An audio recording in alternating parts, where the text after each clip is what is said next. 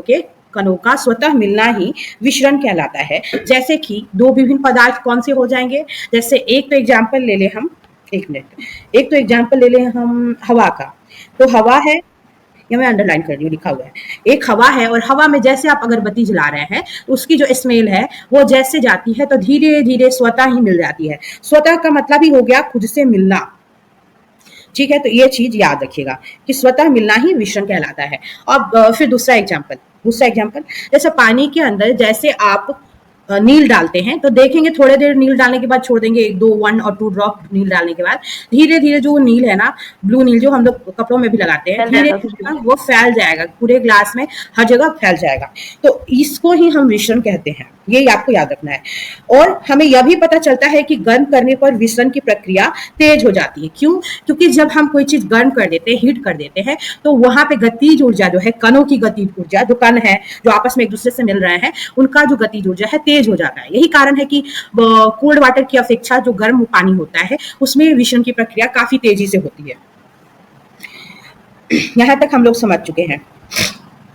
उसके बाद आप लोग को पढ़ना था पदार्थ के कण एक दूसरे को आकर्षित करते हैं। अभी तक हम लोगों ने जो जो पढ़ा है आप लोग को पता ही है, जो जो पट्टी पढ़े हैं हम लोग, कि पदार्थ के कणों के बीच में आकर्षण होता है। पहला पॉइंट था ये हमारा। दूसरा कि ये छोटे तो होते हैं, पदार्थ के कण बहुत ही छोटे होते हैं, एकदम छोटे होते हैं, मतलब आप सोच भी नहीं सकते। उसके बाद थर्ड था कि पदार्थ के कण निरंतर हमेशा गतिशील होते हैं। तभी तो अब छोटा सा जैसे शुगर का दाना है, आप पानी में डालते हैं तो घुलना स्टार्ट कर देता है। या अगरबत्ती वाला ही एग्जाम्पल लो, जैसे अगरबत्ती जलाते हो उसकी जो स्मेल है पूरे रूम में फैलना शुरू कर देती है। इसका मतलब वो स्वतः ही गतिशील मोड में आ जाता है, मूव करने लगता है उसका स्मेल। तो थर्ड प्रॉपर्टी है ये। उसके बाद जब आपको फोर्थ प्रॉपर्टी आप पढ़ेंगे कि पदार्थ के कणों के बीच में आकर्षण बल होता है, जिसको इंटरमॉलिक्यूलर फोर्स बोलते हैं, अंतराण्विक बल जिसको बोलते हैं हिंदी में, और ऐसे इंग्लिश में बोलेंगे तो इंटरमॉलिक्यूलर फोर्स कहते हैं इसको, अंतराण्विक बल बोलते हैं। जो पदार्थ के जैसे ड्रॉप ऑफ वाटर है, तो वाटर के ड्रॉप, क्योंकि ये लिक्विड है तो थोड़ा सा दूर, ज्यादा दूर नहीं, इनके बीच में इंटरमॉलिक्यूलर फोर्स प्रेजेंट होता है, जो एक दूसरे को, जैसे इन लोगों ने हाथ को पकड़ के अपना बॉन्ड बनाया ना, इस तरीके से वो एक दूसरे को पकड़े रहते हैं। तो जो भी है सारे पदार्थ के कणों के बीच में इंटरमॉलिक्यूलर फोर्स होगा, चाहे वो सॉलिड हो, लिक्विड हो, गैस हो। ये बात अलग है कि सॉलिड में अलग तरीके का बॉन्ड होता है, मतलब थोड़ा ज्यादा जोर से पकड़े रहते हैं एक दूसरे को, और लिक्विड में सॉलिड के कंपेयर में थोड़ा सा लाइट होता है, मतलब बहुत ज्यादा तेजी से नहीं पकड़े रहते। और गैस में वो दूर दूर होते हैं मॉलिक्यूल्स, थोड़े से आराम से घूमते रहते हैं। यही कारण है कि जैसे ही किसी भी चीज का स्मेल निकलता है, गैस निकलती है, गैस लीकेज हो रही है, तुरंत हमारे नाक तक उसका स्मेल पहुंच जाता है। या कहीं खाना बन रहा है तो तुरंत उसके भाप से जो वेपर है, सपोज चिकन बन रहा है, चिकन जैसे पकता है तो चिकन जो है ना हवा के साथ वेपराइज होकर उसका स्मेल हमारी नाकों तक पहुंच जाता है। तो इस तरीके से प्रक्रिया होती है। यहाँ पे एक्टिविटीज को दिखाया गया है कि एक खेल को एक मैदान में खेलते हैं, आगे बताए गए ढंग से 4 समूह बनाकर मानव श्रृंखला बनाए। जैसे बताया गया है वैसे श्रृंखला बनाना है। पहला समूह ईद मिस्मी नर्तकों की तरह एक दूसरे को पीछे से कसकर पकड़ ले, जैसे इन लोगों ने पकड़ा है, पीछे से कसकर पकड़ना है। दूसरा समूह एक दूसरे का हाथ पकड़कर मानव श्रृंखला बनाना है। जैसे पहला तो एक ये हो गया जो आप पीछे से पकड़ के रखे हो, एक दूसरे को बहुत मतलब एक तरीके से कस के ही पकड़ा है। दूसरा है हाथ पकड़ना, तो इसके कंपेयर में जो दूसरा वाला है वो थोड़ा ज्यादा लूज हो गया। तीसरा समूह है केवल उंगली के सीधे आपको पकड़ने हैं, तीसरे सीढ़ी में, यानी कि सभी एक दूसरे की उंगली पकड़ के आप श्रृंखला बना रहे हैं। अब चौथा समूह उपरोक्त वर्णित तीनों मानव श्रृंखलाओं को तोड़कर छोटे समूहों में बांटने का प्रयास करेगा। चौथा वाला क्या करेगा कि तीनों मानव श्रृंखलाओं को तोड़कर छोटे समूहों में तोड़ने की कोशिश करेगा। तो एक बात बताना, सबसे जो तेजी से बहुत जोर जोर से जो पकड़ा था ये है आपका सॉलिड, यानी कि ठोस। ये सॉलिड के जैसे मान लो कि एक पत्थर है, ये स्टोन का एग्जाम्पल लेते हैं। इसके जो कण है आपस में बहुत तेजी से एक दूसरे को पकड़े रहते हैं, थोड़ा सा भी इनके बीच में बहुत कम आपको स्पेस मिलेगा, एकदम तेजी से पकड़े रहते हैं, एज लाइक इनके जैसा पकड़े रहते हैं। यही कारण है कि सॉलिड के कण एक दूसरे के पास बहुत अटैच होते हैं, और यहाँ पे इंटरमॉलिक्यूलर फेस मतलब आप इंटरमॉलिक्यूलर फोर्स जो है वो आपको लिक्विड और गैस की अपेक्षा में कम मिलेगा। दूसरा है, जैसे मान लो दूसरा वाला ले लो लिक्विड, जैसे आपको एक बर्तन है, बर्तन में आपने ये रेक्टेंगुलर बर्तन ही मैंने बनाया, इसमें पानी है, थोड़े थोड़े गैप पे ये तुमको दिख जाएंगे। थोड़े थोड़े गैप पे दिखने का मतलब जैसे आपने हाथों से एक दूसरे की श्रृंखला बनाई हाथ पकड़ के, तो थोड़े थोड़े स्पेस आपको कंपेयर टू सॉलिड की अपेक्षा में स्पेस आपको मिलेगा। अब चले आते हैं हम गैसेज के पास में। सपोज दैट एक बर्तन है जिसमें सिलेंडर का बर्तन है मान लो, मुझे नहीं उतने अच्छे से बनाने आ रहा है, इसमें गैस भरा हुआ है। तो गैस जो है बेटा ऐसे भरे होते हैं, गैस को तो दबा के भरा जाता है, लेकिन गैस के जो मॉलिक्यूल होते हैं वो दूर दूर पे होते हैं। और क्या है ना, इतने आराम से भरे रहते हैं कि ये जो बर्तन है ये बर्तन की दीवार पे, इस दीवार पे टकराते रहते हैं, घूमते रहते हैं, चोट लगाते रहते हैं। दर्पण दर्पण जो सॉरी बर्तन दर्पण बोल दिया मैंने, बर्तन की जो दीवार है उस पर चोट करते रहते हैं, इन बर्तन की दीवार पर टक टक घूमते रहते हैं, उस पर चोट करते रहते हैं। यही कारण है कि जैसे ही यहाँ से इसका नजल खुलता है या गलती से भी खुला रह जाता है तो स्मेल यहाँ से निकल के पास होने लगता है, क्योंकि इनके बीच में स्पेस जो है सॉलिड और लिक्विड दोनों की अपेक्षा में ज्यादा होता है, बहुत तेजी से नहीं पकड़े रहते। ये बात अलग है कि जब सिलेंडरों में भरा जाता है तो उसको अलग तरीके से भरा जाता है, लेकिन गैस के मॉलिक्यूल आपस में मतलब समझो कि और अच्छे से समझा देते हैं, दूर दूर पे होते हैं, बहुत दूर दूर होते हैं, इसलिए उनके बीच में इंटरमोलिकुलर फोर्स ज्यादा होता है। और लीकेज की जो घटना है यही कारण है कि जल्दी आपको मतलब स्मेल आने लगेगा, लिक्विड ये गैस से जल्दी स्मेल आने लगेगा कंपेयर टू सॉलिड और लिक्विड। तो यहाँ पे अब आपको बताया गया है, पूछा जाएगा इसी से क्वेश्चन कि किस समूह को तोड़ना आसान था और क्यों। क्यों किस वाले समूह को तोड़ना आसान था? जाहिर सी बात है वैसे समूह को तोड़ना आसान था तीसरे समूह को जो कि केवल उंगली के सिरे को पकड़ के, उंगली के सिरे को छू के एक श्रृंखला बना ले रहे हैं। उनको तोड़ना ज्यादा आसान है क्योंकि उन्होंने सिर्फ उंगली पकड़ा है कंपेयर टू जो हाथ पकड़े हैं या एक दूसरे को पीछे से पकड़ के रखा है। सही है कि नहीं? हाँ, थर्ड सही है, सही है, सही है। और इसलिए क्योंकि उनके बीच में स्पेस बेटा बहुत ही कम है जिसको आसानी से आप अलग कर दे रहे हो, उनके बीच में उतना अच्छा मतलब पकड़ है ही नहीं। यदि हम प्रत्येक विद्यार्थी को पदार्थ का एक कण माने तो किस समूह में कणों ने एक दूसरे को सबसे अधिक बल से पकड़ रखा था? अब आपको पूछ रहा है जैसे पहले वाले ग्रुप में या दूसरे या तीसरे में सबको, सभी बच्चों को, जैसे ये बच्चे जो हैं इनको आपको एक कण मानना है, तो अब आपको बताना है कि किस वाले श्रृंखला में, किस वाले ग्रुप में जो बच्चे थे वो एक दूसरे को बहुत तेजी से पकड़े थे। अब आपको ये बताना है पहले वाले में, दूसरे वाले में, तीसरे वाले में। तो जाहिर सी बात है कि पहले, किन्होंने भी नहीं बताया, पहले वाले में आप देखोगे, पहले वाले में जो है ना एक दूसरे को पीछे से कस के पकड़े हुए हैं, यानी पीछे से इन्होंने सबको एक दूसरे को पकड़ा है, यहाँ से बॉन्ड है, कंधे से बॉन्ड ही इनका जुड़ा हुआ है, समझो कि मतलब वहीं से ही पकड़ इनकी मजबूत है, इसलिए ये ज्यादा स्ट्रॉन्ग तरीके से एक दूसरे को पकड़े हैं। यहाँ पे है सॉलिड का हो गया बात, लिक्विड का हो गया, गैस का हो गया। किसी को कुछ पूछना है? पूछना है? समझ में आ गया गुड़िया? जी मैम। पर मिला आपको कुछ पूछना है बेटा? ठीक है। एक लोहे की कील, एक चौक का टुकड़ा और एक रबर बैंड लें। एक लोहे का कील लेना है, कील लेना है आपको, चौक का टुकड़ा लेना है और रबर बैंड लेना है। इन पर हथौड़ा से मारना है या काटना है या खींच कर उससे भंगुर करने का कोशिश करना है कि खींच के या पीट के आप किसी तरीके से उसको टुकड़ों में तोड़ दीजिए। भंगुर करने का मतलब तोड़ देना। इन तीनों में से किसके कण अधिक बल से एक दूसरे को जुड़े हुए हैं, एक दूसरे को पकड़े हुए हैं? किसको? जाहिर सी बात है, इतना तो आप सबको समझदारी होगा कि लोहे की जो कील है, लोहे का जो कील है उसके जो कण है आपस में इतनी तेजी से एक दूसरे को पकड़े हैं कि उनको कितना भी काटोगी, ठोकोगी, बहुत ज्यादा पीटोगी, वो बात अलग है, काटने के लिए भी इसको बहुत मेहनत करना पड़ेगा। और एक चौक का टुकड़ा, जिसमें से, हाँ, चौक का टुकड़ा, उसको तो तुरंत एक बार भी मतलब नहीं मारोगी ढंग से तो भी वो तुरंत ब्रिटल होता है, बहुत जल्दी ये भंगुर हो जाएगा, तुरंत टूट जाएगा। एक रबर बैंड, ये भी बेटा जल्दी टूटेगा नहीं इन सब की अपेक्षा में। ये क्या होगा कि इसको खींचोगी तो ये अपना स्पेस थोड़ा ज्यादा लेके, हाँ, चौक टूट जाएगा। और रबर थोड़ा फैल जाएगा, थोड़ा फैल के मतलब चौड़ा हो जाएगा, लेकिन इतनी आसानी से बेटा ये भी नहीं टूटेगा। अब ये है कि काट के इसको आप आसानी से अलग कर पाएंगे, इनकी अपेक्षा, लोहे की अपेक्षा ये रबर बैंड को काट के आप आसानी से अलग कर पाएंगे, लेकिन लोहे के कील को काटने में आपको टाइम लगेगा, मेहनत लगेगी। लगेगी कि नहीं लगेगी? तो यहाँ पे सबसे आसानी से कौन टूट गया? चौक का टुकड़ा, चौक मतलब जो चौक होता है लिखने वाला, उसके बाद रबर बैंड, उसके बाद थर्ड में लोहे का कील। ऐसा क्यों होता है? क्योंकि उनके बीच फोर्स वैसा ही है जैसा मतलब वो उनके पदार्थ है, इसके वजह से। जैसे लोहे में लोहे का कण है, चौक में चौक का कण है और रबर बैंड में रबर का कण है, इसलिए। और इन तीनों में से सबसे अधिक मजबूती से जुड़ा है कौन? लोहे का कील। जैसे कि फलक ने बताया, एक थाली में जल लेकर उसे उंगली से काटने का प्रयास करें, क्या जल की सतह कटती है? जल की सतह न कटने का क्या कारण है? अब जैसे पानी, टैप वाटर सपोज डेट, या जैसे थाली में ही ले लिया गया है पूरा पानी और आप बार बार उसको चाकू से काटने का प्रयास करो, क्या वो कटेगा? कटेगा? नहीं कटेगा। नहीं कटने का क्या कारण है कि जल की सतह जो है, जल की जो सतह है जिस बर्तन में आपने रखा है पूरी जगह पे समान रूप से वितरित हो गई है, फैल चुकी है। और लिक्विड के जो मॉलिक्यूल्स हैं, लिक्विड के जो मॉलिक्यूल्स उस तरीके से आपस में एक दूसरे को पकड़े हैं तो उनको आप अलग नहीं कर पाएंगे। वो बात अलग है कि इस पानी को आप उड़ेल के ग्लास में डाल दीजिए तो इतना पानी जो है, चाहे वो चौड़े ग्लास में रखोगे तो भी उतना ही रहेगा, इस वाले ग्लास में रखोगे तो भी इतना ही आएगा। एक बड़ा सा बर्तन कटोरा ले लो, कटोरे में भी अगर इतना पानी है तो इतना ही आएगा, उससे ज्यादा पानी नहीं आएगा। तो इसका सतह नहीं कटने का क्या कारण है कि इनके जो है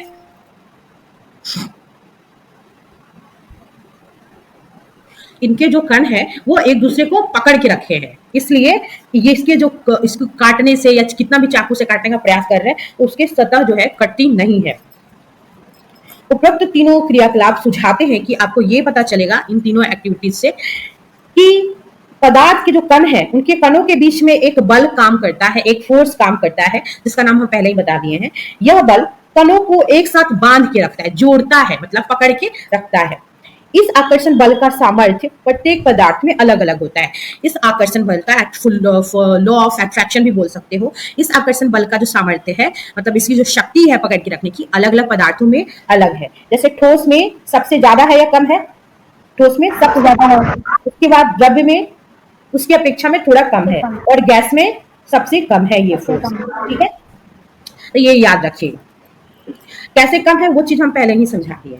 उसके बाद कुछ क्वेश्चन दिया है, थोड़ा ध्यान देख लेना, हालांकि नेक्स्ट टाइम से कोशिश करेंगे नहीं बताएं क्योंकि आपको इतना तो दिमाग है, कर लोगे। इनमें निम्नलिखित में से कौन से पदार्थ है, इनमें से कौन पदार्थ है या कौन पदार्थ नहीं है, आपको दिमाग लगाना है। कुर्सी पदार्थ है या नहीं है? हरियो जल्दी बताओ। कुर्सी पदार्थ है क्योंकि छोटा सा पदार्थ मॉलिक्यूल से ही बना। हाँ, वायु जल्दी जल्दी बोल दो। हाँ है, गैस गैस गैस है वायु। स्नेह, स्नेह जो है प्यार, स्नेह ये मैम फीलिंग हो जाएगी। हाँ ये फीलिंग हो गया, स्नेह नहीं होगा पदार्थ। स्नेह, घृणा, प्रेम, दया ये सब फीलिंग है, एब्स्ट्रैक्ट है, इसके ये नहीं आएगा पदार्थ में। उसके बाद गंध, स्मेल, ये हो जाएगा, ये गंध हो जाएगा। हाँ गंध गैस हो जाएगी ना मैम। अच्छा चलो ठीक है, गंध हो गया। घृणा, ये भी फीलिंग हो जाएगी, ये भी नहीं है। ठीक है, लेकिन मुझे लगता है बेटा गंध भी नहीं होगा क्योंकि गंध तो आप स्मेल से जान पाते हैं ना कि कैसा गंध है, गंध है। मैम लेकिन तो वो गैस ही तो हो सकती है ना, तो गैस अगर आप इसको गैस कंसीडर करेंगे तब हो जाएगा, अदरवाइज ऐसे समझेंगे कि गंध, तो क्या मतलब, जब तक वो सेंसरी ऑर्गन से नहीं समझ में आया तो आप उसको गंध नहीं बोल पाएंगे, ये कहने का मतलब है मेरा। बादाम बताओ। ऐसे गंध के बारे में जिनको भी कंफ्यूजन है एक बार खुद से भी रीचेक करके मुझे भी कल बताइएगा। बादाम,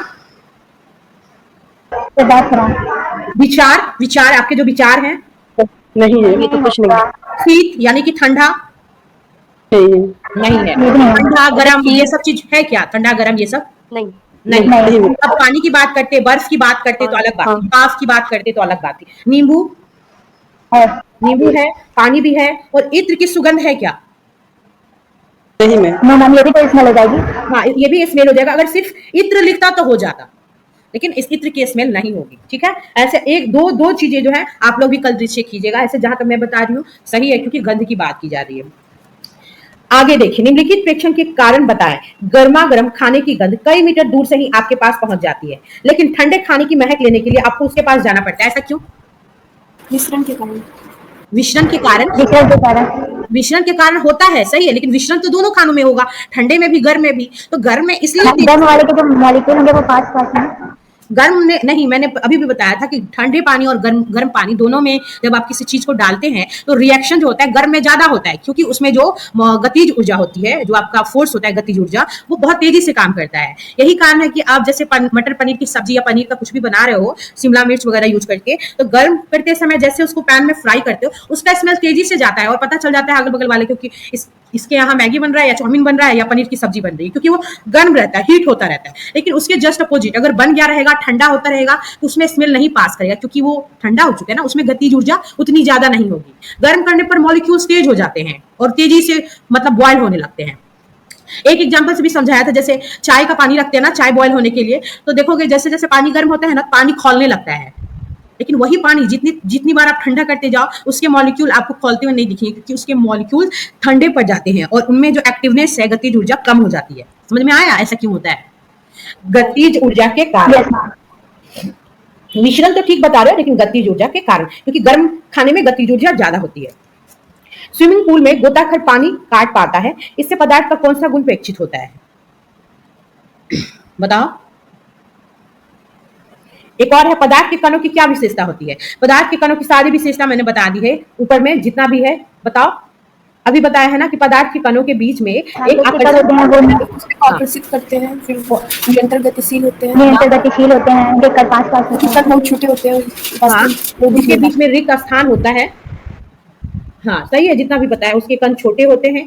कणों के अभिलाक्षणिक गुण में हमने पढ़ा, उनके बीच में रिक्त स्थान होता है। पदार्थ के कण निरंतर गतिशील होते हैं और एक दूसरे को आकर्षित करते हैं क्योंकि उनके बीच में अंतराण्विक बल पाया जाता है।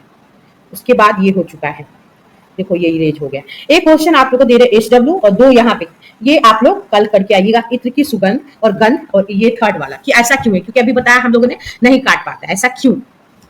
पदार्थ की अवस्थाएं, अब अवस्थाएं, पदार्थ की जो अवस्थाएं हैं मेनली अपर क्लास में जाओगे, जैसे जैसे बड़े क्लास में जाओगे तो ठोस, द्रव, गैस और उसके साथ साथ प्लाज्मा और बोस कंडेंसेट ऑफ ये वाला जो है ना, आपको पढ़ना पड़ेगा आइंस्टीन के बारे में। तो उससे ज्यादा पता चलेगा कि बड़े क्लास में 5 अवस्थाएं हैं, लेकिन आपको जो मेन हम लोग को इस स्टैंडर्ड में पढ़ना है वो 3 ही अवस्था को दर्शाता है। अपने आसपास के पदार्थों को ध्यान से देखें, ये कितने प्रकार के हैं। जनरली 3 काइंड के होते हैं। हम पाते हैं कि पदार्थ अपने 3 रूप में होते हैं, ठोस, द्रव और गैस। पदार्थ की ये अवस्थाएं उसके कणों की विभिन्न विशेषताओं के कारण होती है। 3 अवस्थाएं हैं मेनली, ठोस, सॉलिड हो गया, लिक्विड हो गया, और एक गैस हो गया। बड़े क्लास में प्लाज्मा और बोस कंडेंसेट ऑफ आइंस्टीन, ये इसके बारे में आपको पढ़ना पड़ेगा। यानी कि अभी हमको 3 ही के बारे में जानना है। तो जो भी पदार्थ हम पढ़ेंगे इन्हीं तीनों के बारे में अभी हम स्टडी करेंगे और इन्हीं के गुणों का ही अब हमको विस्तार से स्टडी करना है। निम्नलिखित वस्तुओं को एकत्रित करें। क्या एकत्रित करना है? आपको पेन, किताब, सुई और लकड़ी की छड़ को इकट्ठा करना है। क्यों इकट्ठा करना है? इन वस्तुओं के चारों ओर पेंसिल घुमाकर इनके आकार का रेखा चित्र बनाना है। जैसे सपोज दैट ये जो बनाया मैंने पेंसिल से, अगर मैं ऐसे करूंगी तो इसका एक आकृति मेरे कलम से आपकी कॉपी पे उतर जाएगा ना। आपकी जो कॉपी है उस पर मैंने एक पेन बनाया, अगर मेरे पास पेन है तो इसका पेन का आकृति उतर जाएगा। एक अगर कटोरा है, सपोज दैट मैंने पेन से बनाना चाहा एक कटोरा, तो कटोरा का आकृति एकदम उतर जाएगा। जो भी चीज है उन सबका आकृति मतलब आपको अपने पेन से कॉपी पे उतारना है। क्या इन सभी का निश्चित आकार, स्पष्ट सीमाएं तथा स्थिर आयतन है कि नहीं है? ये जो भी चीजें हम बनाएंगे, हाँ, जो भी चीजें हम बना रहे हैं उसका चित्र हम उतार रहे हैं पेन से अपने कॉपी पे, वो देखोगे कि एक इसका परफेक्ट इमेज आपको यहाँ उतर गया है। तो ये बताता है कि इस पेन का एक निश्चित आकार है ना। क्या ये पेन का आकार कभी भी चेंज हो जाएगा? आज भी उतना ही रहेगा, कल भी इस पेन का आकार ऐसा ही रहेगा, परसों भी उतना ही रहेगा, चाहे आप इसको लिखिए या फेंक दीजिए, है ना। इसके बाद अस्पष्ट सीमाएं, मतलब आपको इसका जो बनावट है वो नजर आएगा कि कहाँ पे इसका बॉल है, कहाँ पे इसकी नीब है, एकदम स्पष्ट पूरी क्लियर नजर आएगी। साथ साथ इसका स्थिर आयतन, कहने का मतलब अगर जितना ये स्थान ले रहा है, कोई भी वस्तु जितना स्थान घेरती है वो ही उसका एक तरह से आयतन है। तो जैसे कहने का मतलब इसने जितना भी स्थान ले लिया, ये पेन अगर इतना स्थान ले चुकी है, दूसरे पेज से बताते हैं, जितना स्थान अगर इतना ले चुकी है तो इसका स्थान तो बदलने वाला नहीं है, क्योंकि इस पेन की बनावट ही ऐसी है। तो जितना स्थान इस पेन ने लिया वो उसका आयतन है। आयतन भी फिक्स है, इसका आकार भी फिक्स है, फिर इसने जितना स्थान घेरा वो भी फिक्स है। इन पर हथौड़ा मारने, खींचने या गिराने से क्या होता है? इसको हथौड़ा मारोगी तो क्या होगा? बहुत तो टूट जाएगा। खींचने से क्या होगा? हो सकता है ढक्कन टूट जाए। गिराने से कई बार बच भी जाएगा, कई बार टूट भी जाएगा। ज्यादा डेलिकेट रहेगा तो टूटेगा, अदरवाइज बच जाएगा। क्या इनका एक दूसरे में विचरण संभव है? क्या सबका एक दूसरे में विचरण संभव है? अब पेन ये जो गिरा है तो क्या इसका एक दूसरे में विचरण संभव है? नहीं संभव है। बल लगाकर इनको स्पीडित करने का प्रयास करें, क्या इसका स्पीडन होता है? कोशिश कीजिए आप कि पेन पे, इस कलम पे इतना फोर्स लगाइए कि इसको आप इकट्ठा करके, मतलब जैसे कि एक मुट्ठी में इसको बांध लीजिए। कोशिश कीजिए, तो क्या आप जितना इसका शेप है उसको तोड़ मरोड़ के इसको एक मुट्ठी में कर सकते हो? अब तोड़ के चूर चूर कर दो और एक मुट्ठी कर लो, अलग बात है कि उसको अच्छे से तोड़ ताड़ दो, उसके पार्ट पुर्जों को हाथ में खोल के रख लो। लेकिन क्या उसको फोर्स लगा के आप चाहो कि एक जगह पे मान लो इतना सारा चीज है, इतना ज्यादा चीज है, और इसको फोर्स लगा के आप इतने जगह में ला दो, तो क्या ला पाओगे? नहीं ला पाओगे, ऐसा हो ही नहीं सकता।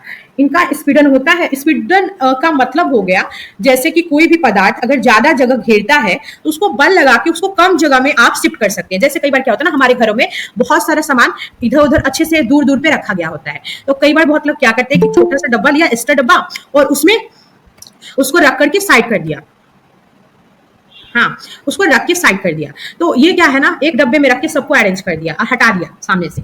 तो एक तरीका ये हो सकता है, लेकिन कहीं ना कहीं उसको सामने से आप हटा दिए। इसी तरीके से क्या होता है कि आप चाहें तो एक छोटे से जगह पे इतने ज्यादा अमाउंट को कलेक्ट कर देना। हाँ, कलेक्ट कर देना।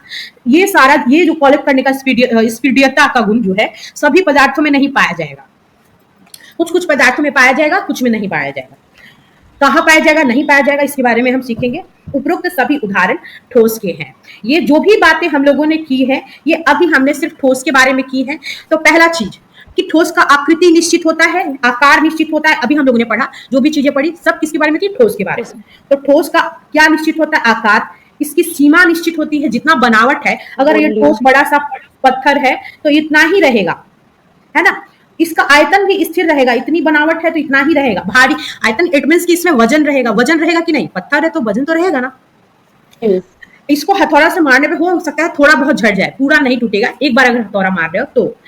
कि अगर ये बात अलग है कि बहुत से मूर्तिकार जो है, मूर्तियां जो बनाते हैं, वो पीट पीट के ही मूर्तियों पे मतलब चित्रकारी करते हैं। एक तरीके से किसी भी देवी देवता का या किसी भी चीज का एक तरह से डिजाइन बना देते हैं, तो वो अलग आर्ट है।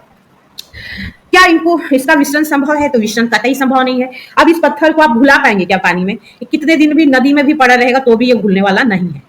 बल लगा के आप इसको चाहें कि इतना बड़ा पहाड़ है, पत्थर है, तो इसको छोटे से जगह में समेट दें, ये भी संभव नहीं है। तो बल का आकार निश्चित होता है, इसके स्पष्ट सीमाएं होती हैं, आयतन भी निश्चित होता है। इसको हम आसानी से तोड़ नहीं सकते हैं, इनका विसरण संभव नहीं है। साथ साथ इसकी जो स्पीडियता है वो भी संभव नहीं है, इसको स्पीडित नहीं किया जा सकता है। हम देख सकते हैं कि इन सभी का एक निश्चित आकार होता है, स्पष्ट सीमाएं तथा आयतन होता है, स्थिर आयतन होता है, यानी नगण्य स्पीडियता होती है। आयतन अगर स्थित है, कोई भी चीज अगर फिक्स है कि हम इतना का इतना ही रहेंगे, तो आप उसको छोटा बना ही नहीं पाओगे। अगर तुम्हारी जितनी हाइट अगर मैं चाहूं कि तुमको स्पीडित कर दूं, तो ये संभव है ही नहीं, क्योंकि तुम्हारी हाइट है 5 फुट 2 इंच। वो क्या हम छोटा करके 1 फुट का तुमको बना पाएंगे? वो बात अलग है कि मैं बोल दूं मुर्गा बन जाओ मसूफा या गुड़िया, अलग बात है ना। लेकिन हम तुमको स्पीडित कर पाएंगे क्या? नहीं कर पाएंगे। छोटा बना देंगे? नहीं बना पाएंगे ना। हाँ, बाहरी बल लगाने पर भी ठोस अपने आकार को बनाए रखते हैं। हम कितना भी मारे, एक बार 2 बार तुमको, और चाहे कि एकदम छोटा कर दे, चोट लग जाएगी, आंखों पे चोट लगेगी, हाथ पे चोट लगेगी, माउथ पे, लेकिन तुम्हारा कुछ पार्ट भी छोटा नहीं होने वाला है। जो जितना है उतना ही रहेगा। बल लगाने पर ठोस टूट सकते हैं, हाँ वही मैंने बोला, ज्यादा बल लगा के आप तोड़ सकते हो, फोड़ सकते हो किसी को, लेकिन इनका आकार नहीं बदलता है, इनका आकार नहीं बदल सकता। इसलिए ये कैसे होते हैं? दृढ़ होते हैं। दृढ़ का मतलब एकदम जटिल, कॉम्प्लेक्स इनकी बनावट होती है, दृढ़ होते हैं। हाँ, काट देना, मेहनत करके काट दो। दृढ़ होते हैं, कठोर होते हैं। ये सभी बातें थी ठोस के बारे में। विचार कीजिए, भैया अनन्या को क्या हो गया है? अनन्या क्या प्रॉब्लम है बेटा? अनन्या, नेटवर्क भी डिस्टर्ब चल रहा है। मतलब आपके हर क्लास में ऐसा होता है ना, 1-2 बार होता तो बार बार आता जाता रहता है। हर क्लास में नहीं, इसमें भी हुआ। नेटवर्क भी तो ऐसा नेटवर्क उठा के फेंक दो, दूसरा नेटवर्क लगा लो, दूसरा ले आओ। जब पैसा देना तो फिर इतना तमाशा क्यों देखना? सीधी बात, पैसा ही देना है तो दूसरे कंपनी का यूज कर लो ना। चलो छोड़ो, आगे देखो। हाँ, एयरटेल ले लो। उसके बाद निम्नलिखित पे विचार कीजिए। रबर बैंड को क्या माना जाएगा? रबर बैंड को आप क्या मानेंगे? सॉलिड मानेंगे, लिक्विड मानेंगे या गैस मानेंगे? आप बताइए। क्या खींचकर इसका आकार बदला जा सकता है? है तो इसको मतलब चेंज होता रहता है इसका शेप। हाँ, इसको चाहोगे तो मोड़ सकते हो, कैसा भी बना सकते हो, आपके ऊपर है। क्या खींच करके इसका आकार बदला जा सकता है? खींच करके चाहो तो थोड़ी देर के लिए इसकी शेप में चेंजिंग ला सकते हो, लेकिन जैसे आप छोड़ते हो ये अपने नॉर्मल पोजीशन में आ ही जाता है। क्या ये यहाँ पे कुछ लिखा हुआ, क्या ये ठोस है? अब बताओ, क्या ये ठोस है, लिक्विड है, गैस है, क्या है? आप लोग बताएं, पहला पॉइंट। दूसरा है, विभिन्न आकार के बर्तनों पर रखे जाने पर चीनी और नमक उन्हीं बर्तनों के आकार ले लेते हैं। क्या ये ठोस है, गैस है, क्या है? आप लोग बताइए। कि जिस बर्तन में आप चीनी रखोगे, कटोरे में चीनी रख दो, कटोरा का शेप दिखेगा, ग्लास में रख दो, ग्लास का शेप दिखेगा, साथ साथ बड़े से बोइया में। ऐसा तो लिक्विड में होता है, पानी जिसमें रखते हैं उसी का शेप। तो वही तो कुछ नहीं हो, तो आप बताओ, बताओ क्यों? ये क्या है? क्या ये सॉलिड है, लिक्विड है, गैस है? ठीक है,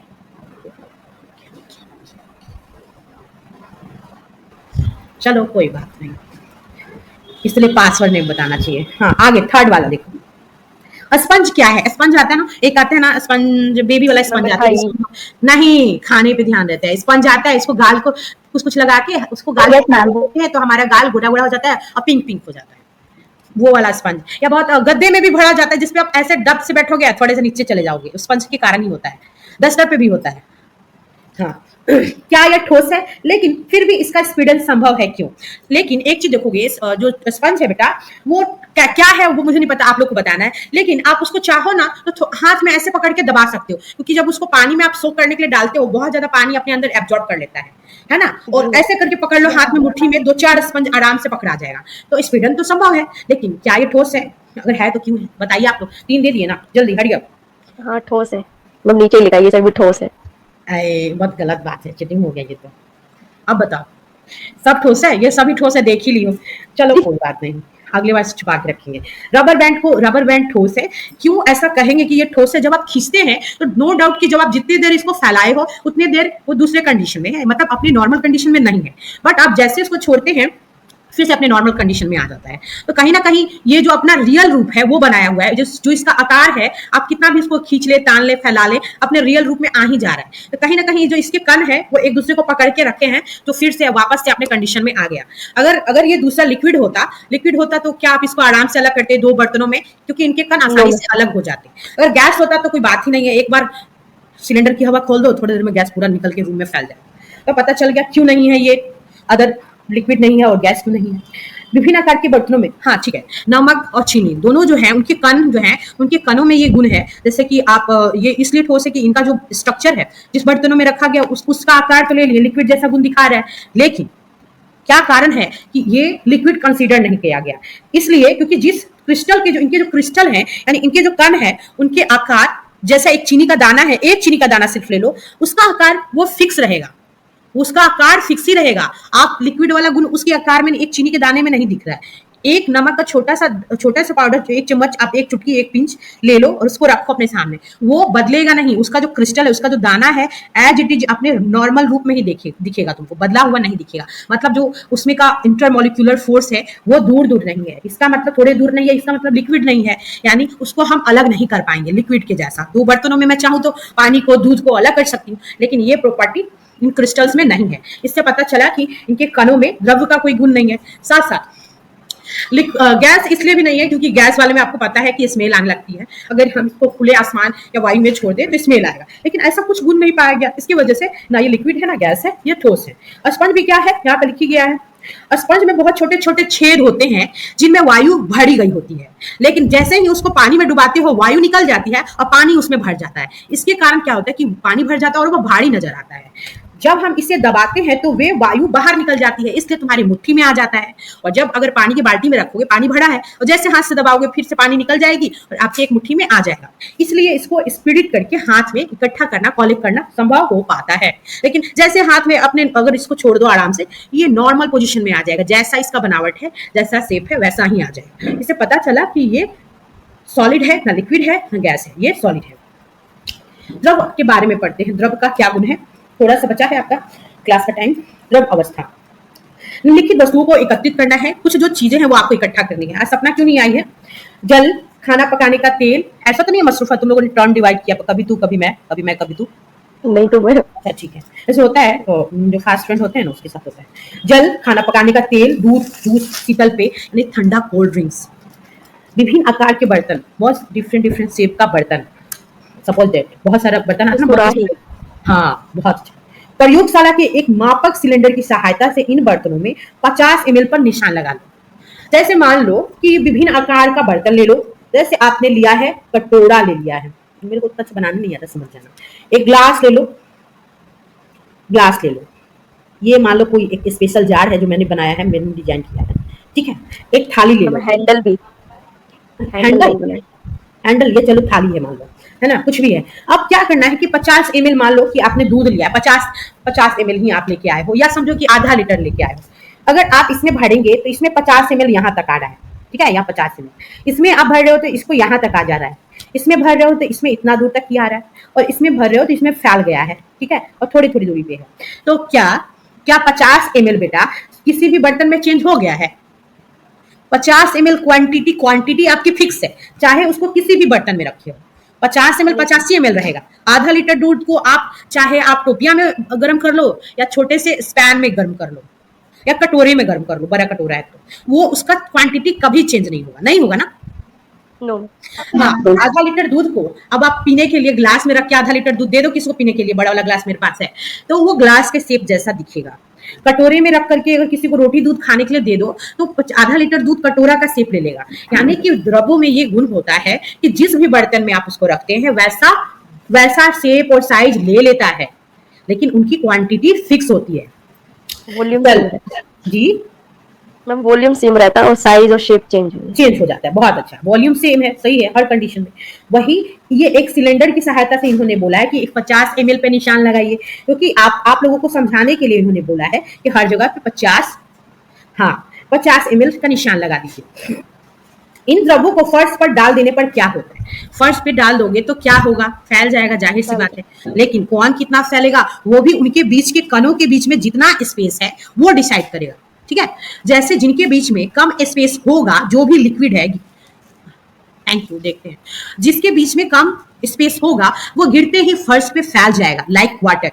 लेकिन इसकी अपेक्षा जो थोड़ा सा इससे गाढ़ा वाला फैल जाएगा, थोड़ा सा गाढ़ा होगा, जाड़ वाला, मैम उसमें कम मतलब कम बोलो बोलो, मतलब मैम जार बड़ा है ना और उसमें वो मतलब यहाँ पे निशान लगा हुआ है ना, तो वो पानी भी इसमें भी पानी को रखोगे तो भी वो गिरेगा। तो प्लेट में डालेंगे तो फैलेगा क्या? वो तो पहले से फैला हुआ है। वो फैला हुआ है, लेकिन जैसे प्लेट से पानी फर्श पे, यहाँ देखो ना दूसरा टर्म समझा रहे हैं, यहाँ लिखा है कि इन द्रव्यों को फर्श पे डाल देने पर क्या होगा। तो फर्श पे आप डालिएगा तो क्या होगा? अगर पानी को आप फर्श पे डालोगे तो क्या होगा? जल को डालोगे तो फैल जाएगा। हाँ, जल क्या है? तुरंत फैल जाएगा। खाना पकाने का तेल क्या तुरंत फैलेगा? नहीं, इसको टाइम लगेगा। तुरंत नहीं, उसको थोड़ा टाइम। घर में कल करू तेल गिर गया था, खाना बनाने वाला 1 चम्मच गिर गया था ऑलमोस्ट, और रिफाइंड भी। रिफाइंड को मैंने देखा ना कि थोड़ी देर के बाद वो दूर तक बह गई थी, लेकिन 1 चम्मच जो ऑयल गिरा था, सरसों का तेल, वो उतने ही जगह पे था, तो मैंने उसको फिर पोंछ के हटा दिया। तो देखो कि मतलब सब में क्या गुण है, ऑब्जर्व करना, छोटे छोटे चीजों से भी हम सीखते हैं। दूध अगर गिरे तो दूध थोड़ा सा गिरेगा तो थोड़ा फैलेगा, लेकिन एज इट इज उसी जगह पे थोड़ी देर तक के लिए रहेगा, जब तक आप उसको, जैसे ये दूध गिर गया है, इसको बहने के लिए रास्ता नहीं देते ना, तब तक उसी तरह वहां पे पड़ा रहेगा। जूस गिर जाए तो वो भी फैल जाएगा, क्योंकि वो पानी से थोड़ा सा जो इसका जो मतलब इसके बीच में फोर्स होगा पानी की अपेक्षा थोड़ा ज्यादा ये सघन होता है। कोल्ड ड्रिंक्स भी होता है, लाइक वाटर ही होगा, कोको कोला निकाल लो, स्प्राइट निकाल लो आप, है ना। तो आपको क्यों ऐसा होता है कि कोई फर्श पे गिरा तो तुरंत नहीं फैला, और कुछ पदार्थ है, लिक्विड है सभी, ये सभी लिक्विड ही है, लेकिन कोई तुरंत फैल गया, कोई फैलने में थोड़ा टाइम ले लिया।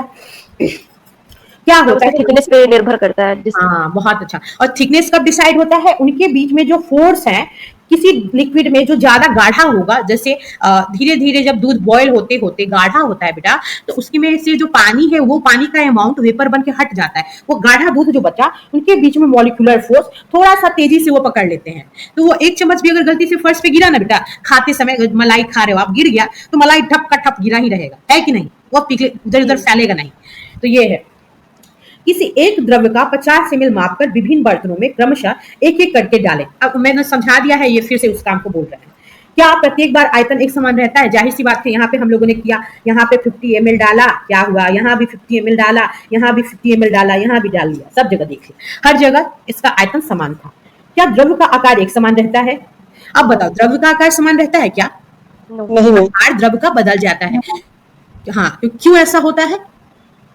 क्यों होता है ऐसा? क्योंकि द्रव्य को हम जिस बर्तन में रखते हैं उसी का वो शेप ले लेता है। एक कोको कोला का बर्तन देखो ना, उसके जैसा शेप ले लेगा, है कि नहीं? जी। अब कोको कोला को एक थाली में उछल दो, मशरूफा कोको कोला को, स्प्राइट को थाली में उछल के पीती है, तो थाली में उछल देगी तो कैसा लगेगा? हाँ। द्रव्य को एक बर्तन से दूसरे बर्तन में उड़ेलने पर क्या आसानी से यह बहता है?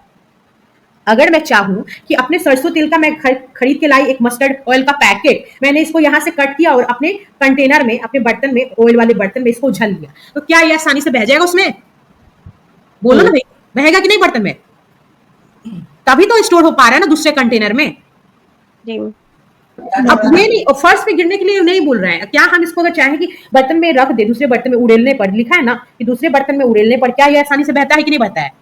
दूध का पैकेट लाते हो मार्केट से, दूध का पैकेट लाते हो, उसको कट करके बर्तन में रखते हो, क्या होता है? बहता है कि नहीं बहता है बर्तन में? बहता है। तभी तो दूसरे में रख रहे हो, फिर गर्म कर ले रहे हो, फिर बह गया तो चाय वाले में थोड़ा सा डाल लिए, फिर चाय बना लिए।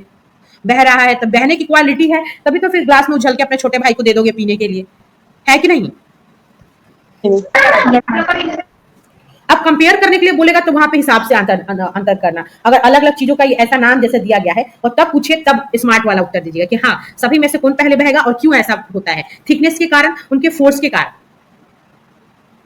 प्रेक्षण से हम पाते हैं कि द्रव का आकार नहीं है, द्रव का आकार नहीं, द्रव का कोई अपना आकार नहीं है, वो कोई फिक्स शेप नहीं है, आप सबको पता चल गया है, लेकिन आयतन उसका निश्चित होता है। जिस बर्तन में इन्हें रखा जाता है वो उसी का आकार ले लेते हैं। द्रवों में बहाव होता है और इनका आकार बदलता रहता है। ये छोटे से पैकेट में भर के आता है ना आइसक्रीम, बच्चा लोग को देखोगे पन्नी फाड़ के आइसक्रीम चूसता रहता है, उसमें भी आ जाता है। इसलिए ये दृढ़ नहीं होते लेकिन तरल होते हैं। ये तो कठोर नहीं होते, जाहिर सी बात है, कड़े भी नहीं होते, ये तरल होते हैं, लिक्विड होते हैं। क्रियाकलाप, आपका टाइम ऑलमोस्ट हो गया, छोड़ देते हैं। क्रियाकलाप 1.4 1.5 के संदर्भ में हमने जो 1.4 और 1. थोड़ी देर 5 मिनट जाओ, 1.4 और 1.5 में जो एक्टिविटीज की है के संदर्भ में हमने देखा कि ठोस और द्रव का विसरण द्रवों में संभव है। ठोस का विसरण किसमें संभव है? द्रव्य में संभव है। और द्रव्य का विसरण भी किसमें संभव है? द्रव्य में संभव है।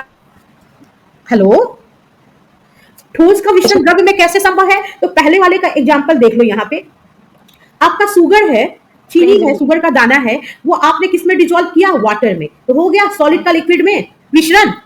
घुला कि नहीं घुला? घुला में। तो एक पदार्थ दूसरे पदार्थ में स्वतः घुलता है, इसी को तो मिश्रण बोलते हैं ना। दूसरे वाले का एग्जांपल दे दीजिए, लिक्विड का लिक्विड में। अब आपने मिल्क को डिसॉल्व किया वाटर में, वाटर में, तो अब डिसॉल्व होगा कि नहीं होगा?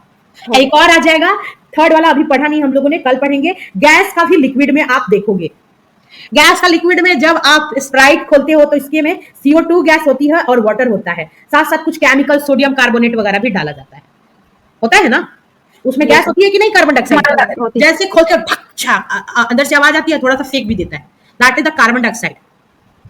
याद रहेगा? तो द्रव्यों में विसरण संभव है। वातावरण की गैसें विसरित होकर जल में घुल जाती हैं। वातावरण में जो गैस है, हमारे हर जगह गैस है, आप लोगों को पता है, पूरे एनवायरमेंट में गैस फैला हुआ है। इवन हम अपनी आंखों से नहीं देख पा रहे हैं, इसका मतलब ये नहीं है कि नहीं मौजूद है। हम जहां पे बैठे हैं वहां पे भी गैस है, और ये गैसें विसरित होकर के, यानी कि हवा में विसरित हो रही हैं और पानी में भी विसरित हो रही है। हवा में विसरित होकर जल में घुल जाती हैं। इवन जो आप पानी पी रहे हो उसमें भी गैस है, याद रखिएगा, घुल जाती हैं। ये गैसें विशेषतः क्या होती हैं? ऑक्सीजन एवं कार्बन डाइऑक्साइड होती हैं। यही कारण है कि बहुत सारे एनिमल्स, जो वाटर एनिमल्स हैं, जो पानी में रहते हैं, वो पानी में घुली हुई ऑक्सीजन और कार्बन डाइऑक्साइड से सांस लेते हैं और वहां सर्वाइव करके अपना लाइफ पूरा कंप्लीट करते हैं। लिखा है यहाँ पे, यहीं तक छोड़ देंगे।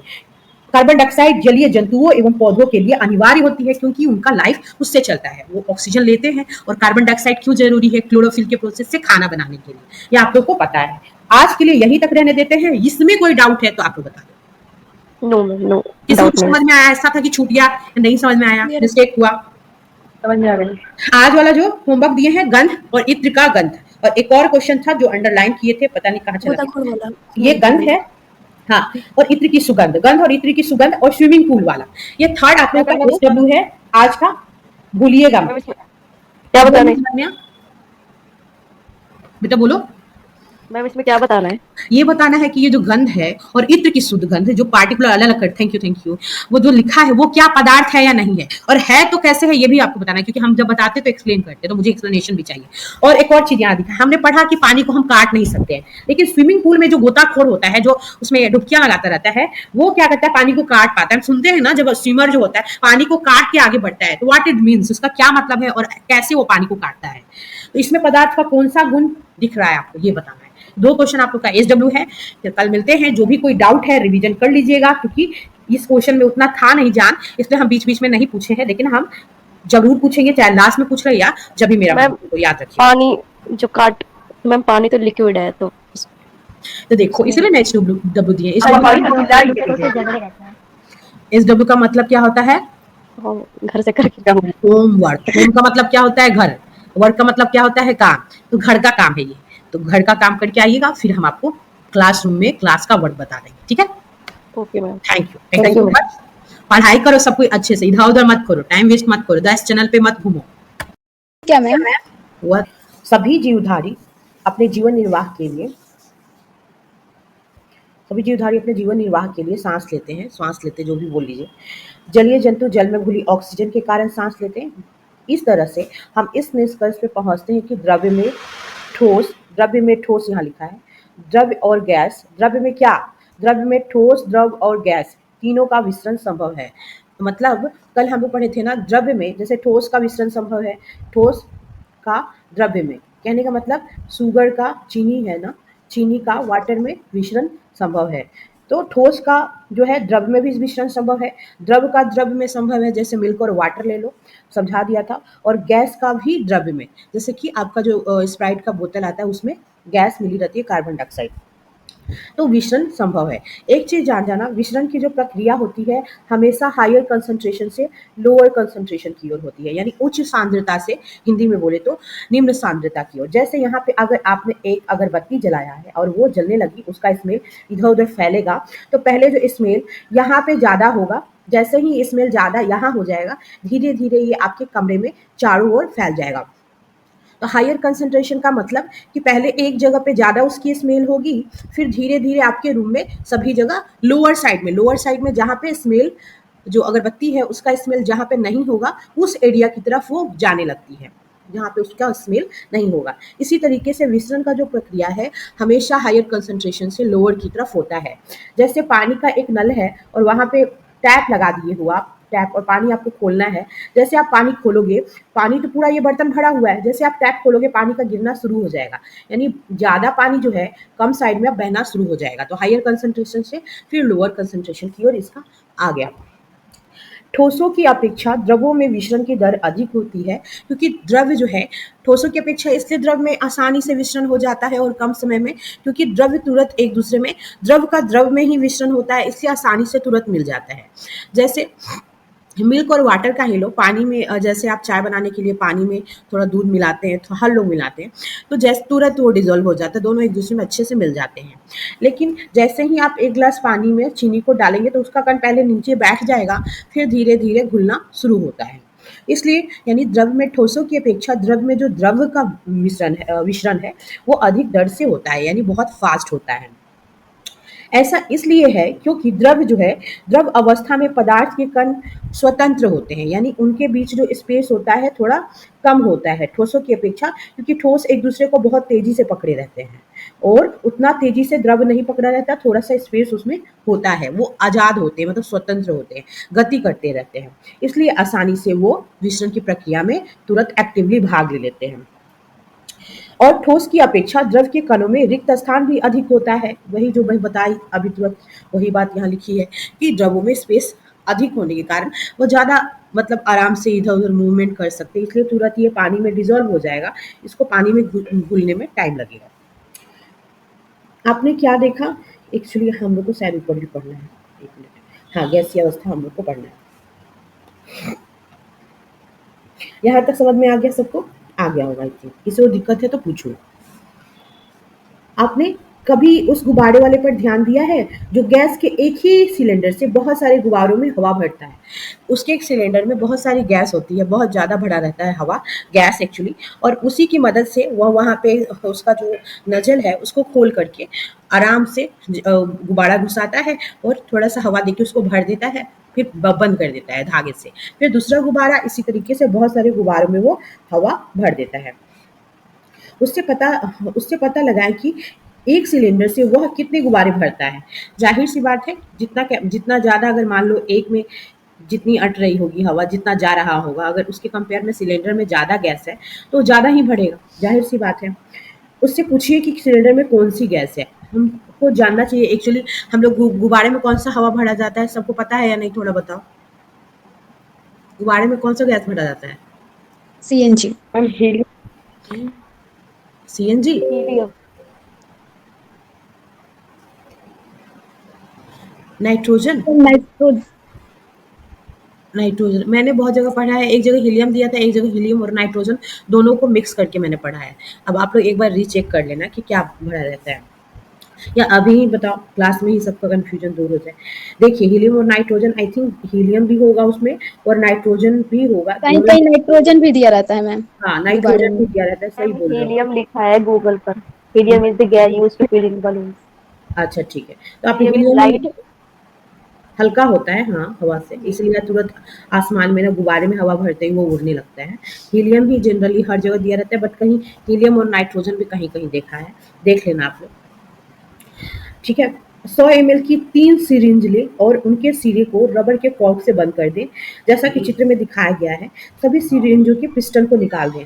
पिस्टन जो है ये ऊपर वाला पार्ट है जिसको प्रेशर देते हैं, तो अंदर की तरफ जैसे ब्लड जो है ना, मान लो इसमें कोई भी आपने इसमें अगर आपने दवा डाला था, किसी को सुई लगानी थी तो उसका आप लगाए होंगे ना, इंजेक्शन का जो आता है लिक्विड, वो इसमें भरते हैं, इसको फैला करके पिस्टन को ऊपर करके, पिस्टन को ऊपर की ओर करके फिर इसमें स्पेस हो जाता है तो वो नीचे से खींच लेता है। वो नई नई आती है, इसमें सुई लगा के फिर उसको इंजेक्ट करते हैं इस तरीके से। लेकिन इसमें करना नहीं है, ये पिस्टन हटा देना है और पिस्टन को हटाने के बाद पहली सिरिंज में हवा रहने दें।